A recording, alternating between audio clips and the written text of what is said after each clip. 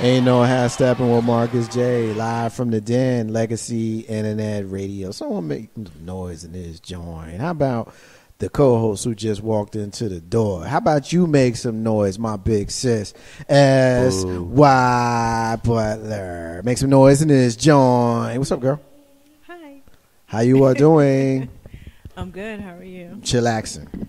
What's up, everybody? We chilling. Tony, it's so nice to see you. I know I missed you so. Why don't you come by often? Because they only let me in once a month. Who's they? Let me talk to them. That one. Oh. Damn, Jay, you a mean dude. No, I think she's looking at you. Oh, she's cross-eyed. I couldn't tell. No, that's not being cross-eyed. Looking directly at you. They 45 both degree went angle. smooth at Just you. saying. They're always hard on my brother over here. You see it, right? For Always. real. She had the Please Forrest be Whitaker, quiet. Tracy Ellis Ross going right there. I couldn't tell. Whatever. I Like she know. taking NyQuil and DayQuil at the same damn time. Like, I don't know what's going on. Yeah, I believe it was you. That's okay. And you and All I know you and is Schroeder over here, your little sidekick. if my brother Hakeem out there listening, you and I got to have a conversation, Hakeem. brother. Yes, we do. We definitely got to have a conversation. Yeah. Because what I heard last night, You know, gotta when you have let a children con- out the house for the first time in a long time and they start to play and show out, this is what's happening. Yeah. They told about Twi After Dark last night, y'all. And let me tell you, Yeah. when you listen to Twi After Dark on Sunday nights after you finish, getting your praise on throughout the day, listening to Amplified Gospel here on Legacy Internet Radio, you turn it on at 6 o'clock. Yeah, it's grown up hour. yeah, Like It's one of grown up Jay's hour. pastors. Oh, Yeah. okay. yeah, Uh-huh. Yeah. Yeah, he told some stories. Yeah. We all did. that was, yeah. Ain't No HalfSteppin with Marcus J. Live from the Den, Legacy Internet Radio. We getting a call. Caller, what's your name? Where you calling from? What you want to get in on? It's DJ Renee Melendez. How you guys doing? We are Hey, chilling. DJ. What's up, sis? How you doing? I could be better, but I'm all right. Well, hopefully you get real better real soon. You listening to us? What you want to get in on? I'm listening to the question and the kind, I guess, the strawberry letter of a legacy internet radio. It's a good way of putting it with the stuff that he's reading over there. Yeah. And the last chick that's going with the guy, and the guy got somebody pregnant, and Yeah. the girl had the baby, and he don't want no more kids. Like, Yeah. what is wrong with people? like for real. Like, if a dude tell you, listen, I cheated, I got old girl pregnant, she had the baby is mine, I'm paying child support, all right, I don't want no more kids. If you're not attached to this dude with a piece of paper and you don't have a kid together, leave. Exactly. It's very simple. Yep. This is not rocket science. Clearly, he ain't thinking about you that way. He wasn't worried about impregnating you. You know what's harder than rocket science? It to me, it sounds like a self-esteem issue. Yeah, I mean, a lot of chicks face self-esteem issues. Don't get me wrong, but at some point, because I believe you said this chick was like 30, Yeah. and then the dude was like 12 or 13 years older 13 than years her. older than At her. some point, you have a self-esteem issue. You know, when you're in your 20s, and Right. I'm gonna tell you, I will say straight up, I was there. Okay, my oldest son, his dad is 13 years older than me. Right. So, and I was young. I was 22 at the time, and I was naive, and I had self-esteem issues, and I at that point had not figured out my self-worth. And it wasn't until I realized my self-worth as a woman that I said, you know what, I ain't gotta settle for this. I don't have to put up with this. And he was in a committed relationship that he had left, and then we got together and we had our son, and then he bounced back to the committed relationship, and this Wow. went back and forth for the better part of 2 years. Right. And at one point, it got really bad, and I said, my mom died. I was in California, and my mom died. And I was making arrangements and stuff for her services and stuff like that, and he calls me up and he says, listen, I'm here. We were living in Jersey at the time, so we're talking about cross-country here. He says, I'm home, and my laundry needs to be done, and there ain't no food What? around the corner. And there was Wow. a ShopRite like on the next corner, next block down. So he could have walked to ShopRite and got himself something, and he could have taken his clothes to wash and fold for $20 and had that taken care of. And he said to me, he said, listen, you need to get on a plane. Now, mind you, I'm the mother of a 2-year-old at this time. You need to get on a plane. You need to come across the country, do the grocery shopping, do my laundry, and then you could go back to California. And I said, have you lost your ever-loving mind? I said, I'll do you one better. And this was my You still there? pack your stuff. Can you hear me? Yeah, Yeah. you're going in and out a little bit. Hold on 1 second. Hold on. Ain't No HalfSteppin with Marcus J. Live from the Den Legacy Internet Radio. We're talking to our sister DJ Renee Melendez. She's sharing a story about her youth, and we're alluding to You the there? last segment that we had just now with Mr. 3375. We talked about the sister who had the older man and her situation with him and how she dealt with it. And Renee had a similar story. Renee, pick up where you left off. So I told him, I said, you must have lost your ever-loving mind. I said, so I'll tell you what. Pack your crap, leave the key on the kitchen table, and get out. I said, by the time I return back from California, which is like, now this is like the 3rd week of July, I said, you and all your stuff better be gone. And he left. And then after I left, I didn't go back to that same apartment. I ended up finding another apartment and moving my things out of there and transitioning to a new place that he didn't know where I was living. And at that point, you know, he wanted to reconcile. You know, I need to see my son. No, you don't. You wasn't interested in that before. So I guess for me, in regards to this particular young lady, she needs to have her aha moment. She needs to have her awakening.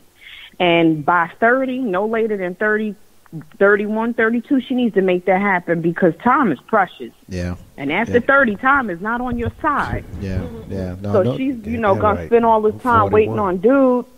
He ain't trying to be with you like that. Yeah, I mean, at this point, she has to figure out what she wants to do with her own life. Renee, tell us who you are one more time and where we can find you. It's DJ Renee Melendez, and you could catch me on Saturday nights from 7 to 9 p.m. with Deep House Sessions with DJ Renee Melendez, only on LegacyInternetRadio.com. My sister, keep on listening. We get ready to talk about some craziness. We may even hear back from you in a minute. You probably will. All right, you got it. Ain't No HalfSteppin with Marcus J. Live from the Den, Legacy Internet Radio. Y'all want to ask that question that we always ask at this time of the show? What's that question? What do we call it? What the hell? What the hell is going on with this dude in Milwaukee, Wisconsin, y'all? Now, let me tell you something.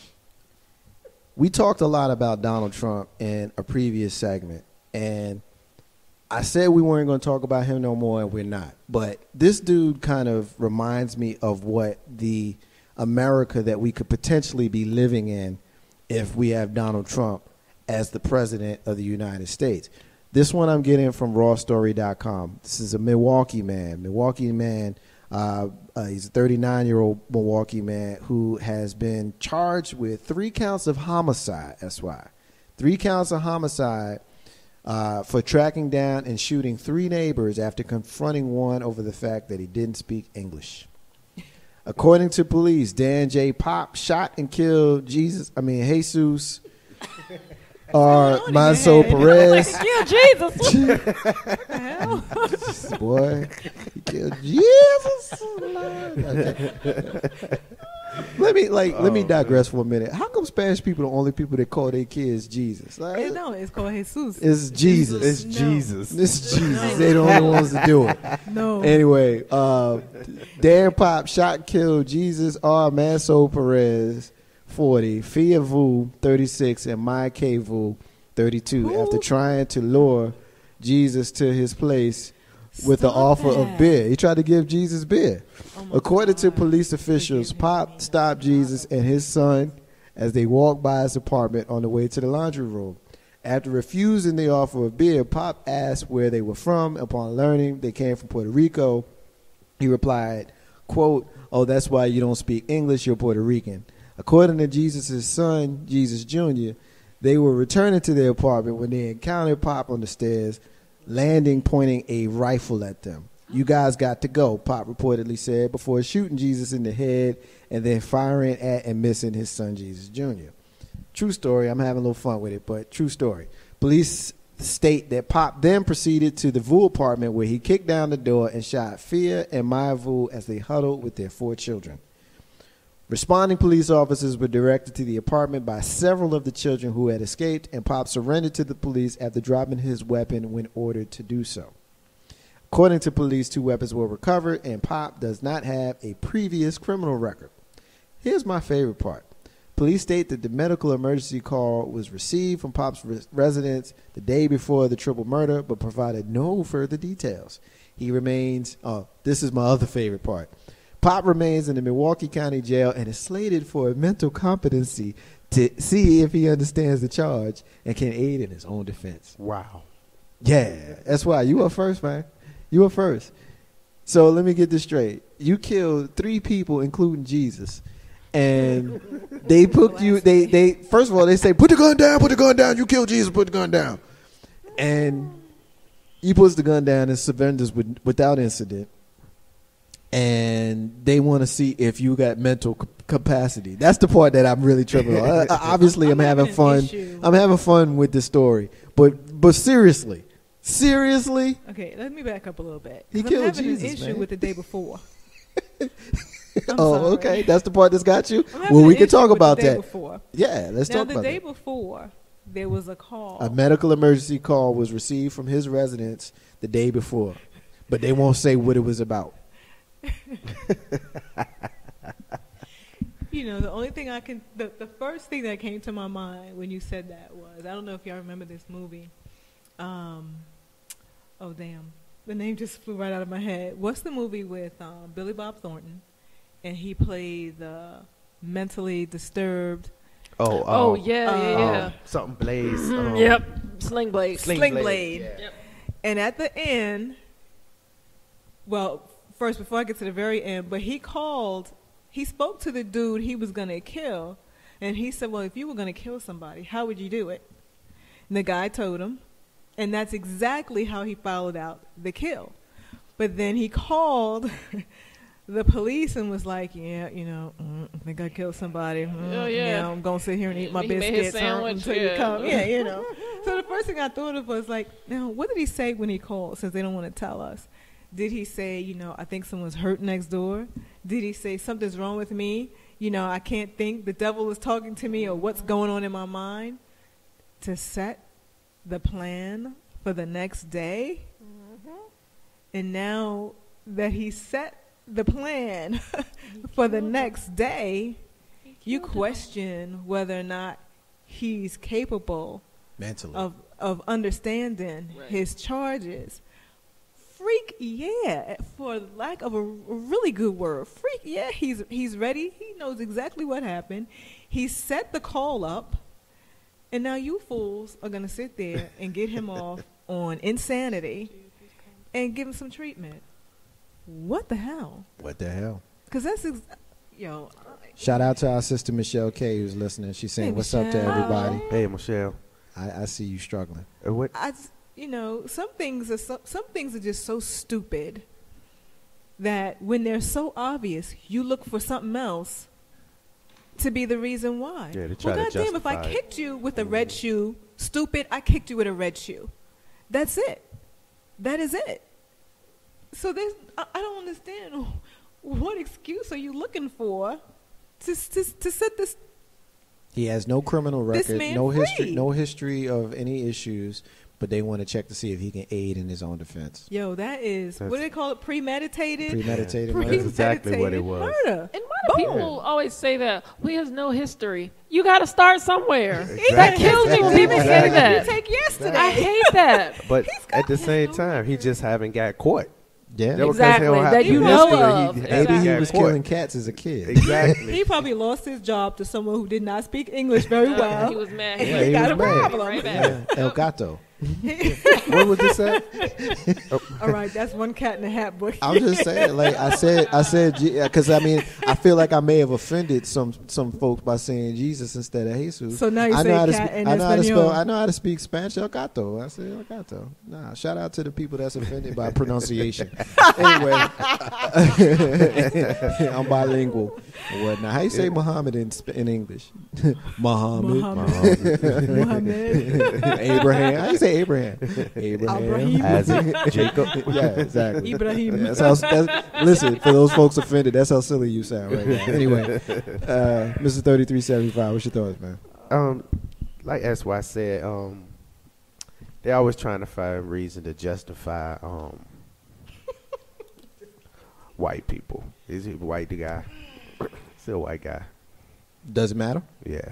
Well, Because they're always trying to justify what white if people. what if I told you that Pop was not white? Spell his name. I mean, he is He white. Vietnamese? He is white. His He's name white. Pop. You calling him Pop or Yeah. Pop? Here's his picture. racist. He looks like Brett Favre actually.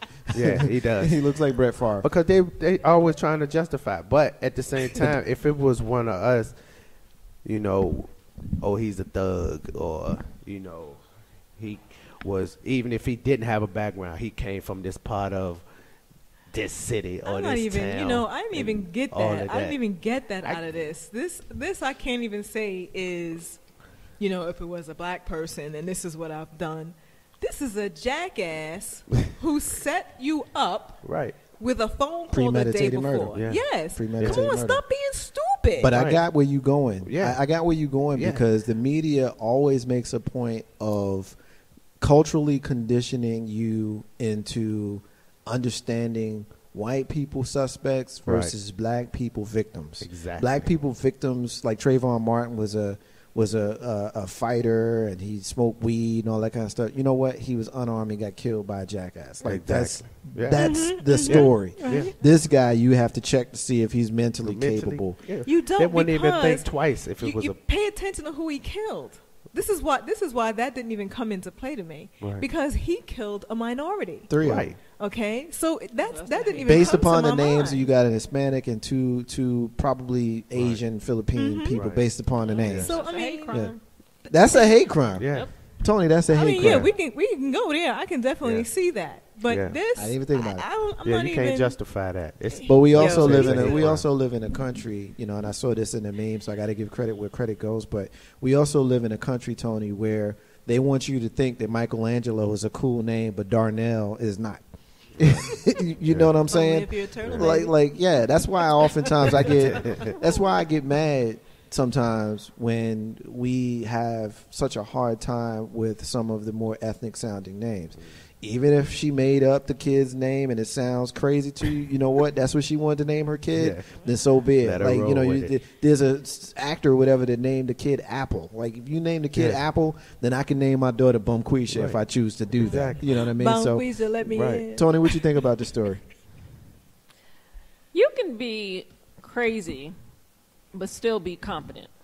You can be evil and still be competent. I don't think he's psychotic. Like, being psychotic would be the only way that, one should say, okay, he needs to be hospitalized. He ain't psychotic. He might be crazy and or evil, but yeah, he set it up, and I hope he don't He is get evil. hospital. You got that right. Yeah, he might. You see he how might we get a little worry. hospital visit though, but And it's that'll the probably man be next delayed and. It's crazy, yo. He's smart as hell. It's a crazy one. Ain't no half step on Marcus J. Live from the Den Legacy Internet Radio. Now, this next one really blew up my Facebook wall because I have really, really gotten angry about this story. This one is about Erin Andrews. Erin Andrews is the sportscaster who was filmed by a stalker who followed her from hotel to hotel, was rigging the hotel peephole so that he can, spy on her, and filmed her nude and all kinds of stuff. He's a bad guy. He's a bad guy. He was convicted. He's a bad guy. But she asked for $75 million in restitution. She was actually awarded $55 million in restitution. And by some accounts, she's probably going to walk away with somewhere in the neighborhood of $10 million. Ballpark, depending on, a variety of things. This is what I've heard. And so I want to talk about this because I have been very vocal on social media, and I want to know if you guys agree with me, disagree with me. I want to have a little bit of a discussion. I want the ladies in on this one first. Tony, your thoughts on Erin Andrews, the sportscaster, being awarded $55 million in this stalking case. A lot of us have heard the story. I'm hoping that you have. If not, I can go ahead and kind of get into it a little bit more thoroughly. But as we've got it laid out, what's your thoughts? I really haven't heard about it, and I thought stalking was a criminal offense. It is, and he was convicted of the stalking, and she sued him and the hotels civilly on the basis of her being a famous person, a sportscaster, and the image of her, in a very intimate moment being out there. It was on YouTube, and a lot of folks saw it. It is now out there, and she's been embarrassed and all these kinds of things. So she sued for $75 million, was awarded $55 million. Well, working in the field that I work in is my day job. I see a lot of litigation, a lot of it frivolous, most of it frivolous. And I can understand you might be embarrassed and, want a little payback, but why the hotel? I mean, what legal obligation do they have to her? Because they allowed it to happen. He was the peeping Tom, and this is the part, where, if you know kind of the whole story, these are things that come out in the story. But basically, this peeping Tom dude was able to track her, and he was also able to get rooms adjacent to her rooms in multiple hotels in the same hotel chain, because that's where she normally stayed. If you're a person, if you're a person who stays, in a certain hotel chain, then you stay in that certain hotel chain, and he was able to track her that way. Aint No HalfSteppin, Marcus J, live from the Den, Legacy Internet Radio. What you got, caller? It's DJ Renee Melendez again. What you got? Erin Andrews shouldn't. Well, first of all, let me back up 1 second. What sport does she cover for ESPN? Does she cover both football and basketball? She does. She does now. At the time of the incident, she was with Fox Sports. She was with ESPN then. She's with Fox Sports now. Correct. But when she was with ESPN, was she covering just basketball or football or both? I don't know. I'm not sure. Okay. Only reason why I asked that question is because I used to work for the senior producer for Sunday Night Football when they had Sunday Night Football. So we were talking about like 2004, 2005. And they only use certain hotels and through their travel and expense division. So they only use certain hotels. Somebody had to have known and tipped that guy off to what hotel she was going to be staying at. Right. Because think about it. Like, I know, and I won't name the hotels, obviously out of privacy reasons, but let's say, for argument's sake, the Broncos, they stay at the Hyatt. When they did the Super Bowl, I believe they stayed downtown Jersey City at the Hyatt. Okay. Obviously, the television crews, they don't stay at the same hotels that the team stays at. They stay at another hotel relatively close by. So somebody had to have tipped off that guy to what hotel she was staying at. And I would pretty much assume that whoever it was somebody who's probably close to her, who knew her travel schedule. It could have been somebody within the company who knew her travel schedule, or somebody within the travel department. Let me direct it, because I want to get off of that part. I want to kind of talk a little bit about this award, because that was the whole point of me bringing this up. $55 million, $75 she asked for, $55 she got, and some estimates say that she might actually get. She ain't going to get $55, but she'll probably get about $10. Tell me your thoughts on just the sheer lunacy of that number. $75 million she asked for. What do you think? That's just extremely excessive. Because what that guy did in terms of what he did to the hotel door, altering the peephole, that could be done to anybody. Right.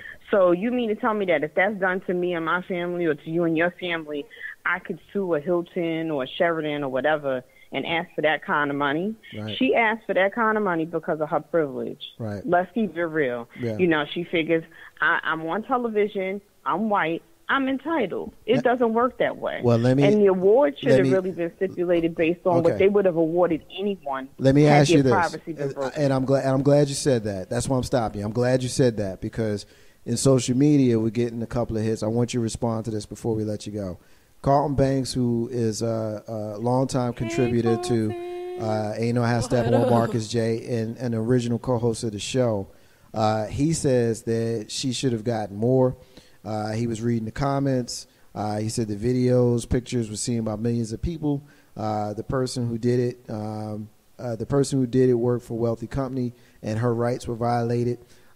He gave an analogy that says, if you were in a car accident, would you rather get hit by someone driving a Yugo or a limo? He's referring to the comment about regular folks who, regular folks, I don't like that phrase, but that's the phrase I'm stuck on. Regular folks not asking for $75 million. So I want you to respond to his part, Renee. Well, because what you get awarded is what's called reasonable and customary, not what you feel that you're entitled to.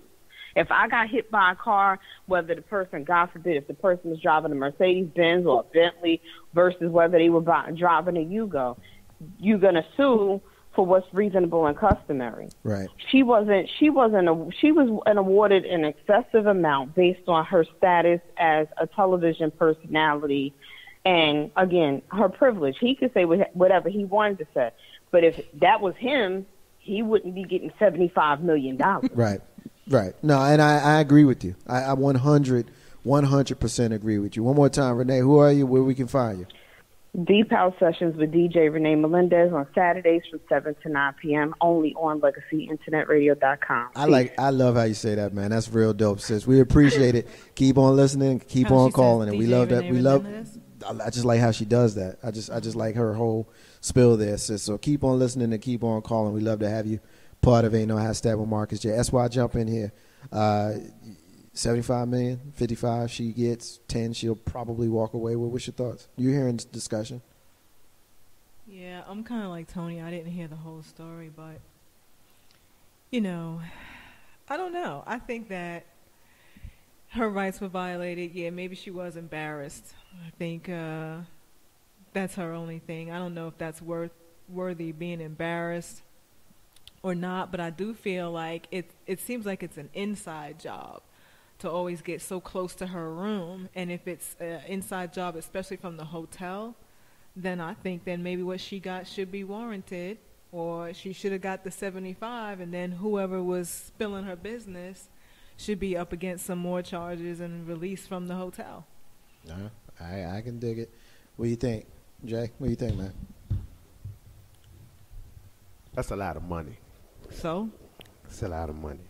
So was she getting the money from the hotels? That's who she sued. She co-sued the hotel chain and him.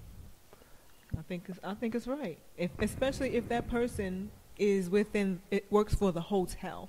But they got to prove that, though. And if she got that money, they know who the person is. She won. She was awarded $55 million. I mean, if they could prove that it was an inside job, I say then yeah. I mean, with that amount of money, you don't think they did? Yeah, they just ain't saying nothing. I mean, between him and the hotel, so you're responsible for him, So that's the reason she got them both. I think they probably knew the hotel, like you said, an inside job. But I'm pretty sure like they knew, because a person of her stature, everybody, cameras always on her. They knew. They probably put them there. I'm glad. Yeah. They probably put them there. Good for you for getting your money. You should have got the thing. Here's my thing on this, right? This is where I got into it with folks in social media. Mm-hmm. Millions of people saw her naked. She was violated. Mm-hmm. That's real bad. Mm-hmm. Yeah. But how about the folks that go to jail for 10, 20, and 30 years, get exonerated, and get maybe nothing? $1 million, maybe $2 million. She got $55 million. Mm-hmm. And if she wasn't a celebrity, she may not have gotten much of anything. And I get frustrated with this whole law and order thing when there doesn't appear to be a whole lot of common sense applied to things. And we value what we choose to value monetarily. So we value this woman being exposed. And again, I'm not making light of the fact that her privacy was violated. That's really bad.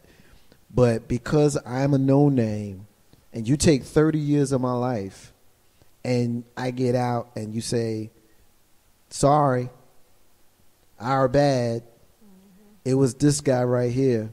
You can get out now. And I got to fight and fight and fight to get anything. Get $20,000. You know, that just, it's something about that just does not sit right with me. And I don't know how you rectify it, you know, because one of the things that I was kind of met with when I was debating this in social media is apples and oranges. They're two different situations. And I understand that, and I respect that. That's a fair response to me bringing up the exonerated people in prison. But my response to that, again, is we value what we choose to value in this country. And if you, and I'm going to be crass here for a minute, if you value a woman's breast being exposed and her privates being exposed for millions of people to see over a man losing 30 years of his life, I personally have a problem with that. That's just me. And if you disagree, that's fine. We can talk about it. 804-402-2893. You got a little bit more show left. Call me up and tell me that I'm a caveman on this one. How much did the guy get that got out of jail? It varies. And, you know, the highest number that I personally, and if you've seen a higher number than this, then so be it. You've seen a higher number than this. Highest number personally that I've ever seen is about $2 million. That's just me. If there's more out there, I'll concede it's possible. But the highest number I've ever seen is like $2 million. Yeah, most states cap that number that they can actually get. So again, we value what we choose to value. A man, 30 years of his life is gone. I mean, if you're 50, you went to jail at 18, you only had 2 adult years of your life that was free. And then, you know, a lot of these guys get out and they immediately die. Like, I don't know if you've heard there's stories where these people die. Now, Renee's still listening to us, and she's reminded me of the Central Park 5 case. And a lot of folks may not know who they are, but they were 5 boys in New York City, I want to say in the 80s. Correct me if I'm wrong, Renee. But they were accused of raping and beating up this woman that was jogging through Central Park, and it was in the 90s, she's telling me, and they were not guilty. Donald Trump wanted to throw the book at him and everything. Donald Trump wanted to, this was in the 90s, she's reminding me here, and he wanted to throw the book at them, and everybody thought they were guilty and all of this kind of stuff, and they were exonerated. Donald Trump disputed their exoneration, but they were exonerated, and they got $5 million to split 5 ways. How about that? You know, I mean, now by many accounts, these weren't great guys. I mean, they had issues, criminal issues and things of that sort, but they didn't do this. You know what I mean? Like, it doesn't matter if I had a criminal record when you kill me and I'm unarmed. It doesn't matter if I have a criminal record and you accuse me of beating up a woman and raping her and doing a bunch of stuff if I didn't do it. I may have done some other stuff, but I didn't do this. So, yeah, it's definitely precedent. Now, 5 dudes who had a big chunk of their lives destroyed had to split $5 million 5 ways. We saw Erin Andrews naked, and as bad as that was, they decided that that was worth $55 million. It's something wrong with that.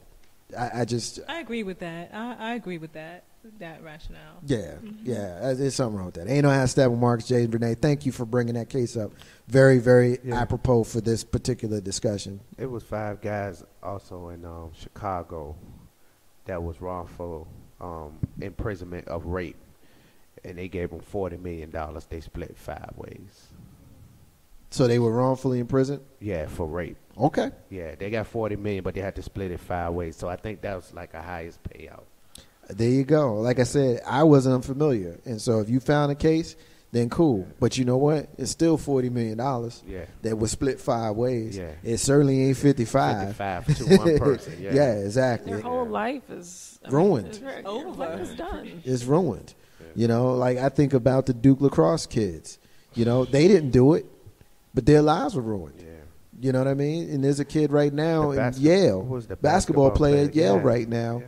who, you know, the jury's still out on what went on there, but he's 3 months away from graduation and he got kicked out of school. Now, if we find out that he didn't do it, what happens to the fact that his name has been tarnished? If he did it, then he gets what he deserves. But if we find out that he didn't do it, we don't know. Right. I'm not being insensitive caveman by saying that he deserves to have his day in court. You know what I mean? So that really kind of gets my goal. Ain't No HalfSteppin, Marcus J. Live from the Den, Legacy Internet Radio. The last thing I want to get to in this segment, y'all, is Boston's heroin users who will soon get a safer place to get high. A Boston nonprofit plans to test a new way of addressing the city's heroin epidemic. The idea is simple. Along a stretch of road that has come to be called Boston's, quote, Methadone Mile, the program will open a room in March this month with a nurse, some soft chairs, basic life-saving equipment, a place where heroin users can ride out their high under medical supervision. Dr. Jesse Gator, Chief Medical Officer at Boston's Healthcare for the Homeless program, which initiated the project, walks the avenue several times a day on her way to work and home. The path takes her past the city's needle exchange program and a methadone clinic, as well as past one of the city's busiest emergency rooms, Boston Medical Center. Quote, there are people just in the few blocks around our building and hospital that we're watching overdose on our way from the parking lot. Addiction treatment providers in the area have hushed conversations for many months about creating a safe place where heroin users could get high. At least 8 countries around the world have some sort of supervised injection facilities monitored by nurses where patients can both use drugs and rest or sleep off the effects. Yeah, she says it's not a place where people would be injecting, but it's a place where people would come if they're high and they need a safe place to be that's not a street corner, not a bathroom by themselves, where they're at high risk of dying if they do overdose. Tony, you're up first. Yeah, drop the mic. I got that from NPR.org, by the way. No. Ditto. Guinea pigs. Guinea pigs. Now here's the elephant. Here's bro. the elephant. Here's the elephant in the room. Renee said that's some junk. Here's the elephant in the room. Now that there's a drug that is affecting certain demographics, it's something that we need to address. Yeah. But when people was smoking crack in crack houses, nobody cared. Yeah. Ain't nobody opening up no safe house for you to come down off your crack high. Can I go someplace, lock me in to keep me from stealing grandma's TV? Nope. You know what I mean? Like, seriously. That reminds me of Grandma, let me borrow your TV for 5 minutes. That reminds me the early episode of The Wire when they blocked off that whole section. It's like, y'all can sell drugs right there. We ain't gonna bother y'all. Yeah. Y'all don't bother us. Yeah. That's exactly what that reminds me Yeah. of. Yeah. Renee says because there's a high use of heroin in the suburbs by all the young white kids. I mean, that's the elephant in the room. That's Yeah. real talk. Yep. Yeah. And that's why I said, you know, we going to do this for the crack babies? Yeah. For the crackheads? Yeah. That's why they going to do this for the That's crackheads? crazy. Or is it just heroin? Oh, that's different. It's just in the Boston suburbs. Yeah, that's just different. that. And they probably passed out using them as lab rats. You know, I said earlier, you know, I don't like to always come off like I'm pointing the fingers at white folk, but I think you make yourself part of the problem when you don't acknowledge institutional racism. Like, seriously, you know, like institutional racism and privilege, you know, and you spend so much time arguing against the existence of those things, which makes it worse. You don't see this happening in the hood. Right here in Richmond, Virginia, when you look at Henrico County, just Henrico, and I'm going to move off of the drugs for just a minute, and you look at Western Henrico, where the rich people live, the rich white folks live, and they got the nice schools, they got the nice buildings, they got the revamps, they've got all kinds of custom equipment and all that kind of stuff. Right. But then when you go to North Side off of Azalea and you see Henrico High, or you go out to Highland Springs, you see Highland Springs High School in the hood. It's a little bit different. Right. And we talking about one damn county. Yeah. And so the way I connect it is in the suburbs where they doing heroin, we can open up a safe house so that your ass could sleep off your high. Are you freaking kidding me? Are you serious right now? And like this happens, like it's so in your face, and it's like in Trump's America, where you can be rich and have all kinds of privilege like this, and you can be poor and not want that. Go to a rally, get beat up, and have the guy who sponsored the rally pay off the guy who just beat you up. Yep. Like seriously, think about that for a second. Yeah, and he probably put some change in his pocket too. Like Nancy Reagan, who just died a week or two ago. They just buried her Friday. Went around saying say no to drugs when her husband was the biggest freaking drug dealer in the country. The kingpin. If you look up Mena, Arkansas, look it up. Mena, Arkansas, when Vice President George Bush made a deal with then Governor of Arkansas, Bill Clinton, and his wife, who's running now, to use landing strips in Arkansas to get drugs in America. Yo, we in trouble. I would love to know what Noriega would have to say about all of this. He knew. He probably already know. I would love to have a conversation and really get Oliver North to keep it real. Yeah. Even though he was under oath and he had to say some stuff, but like for real, like Ollie, like seriously. Yeah.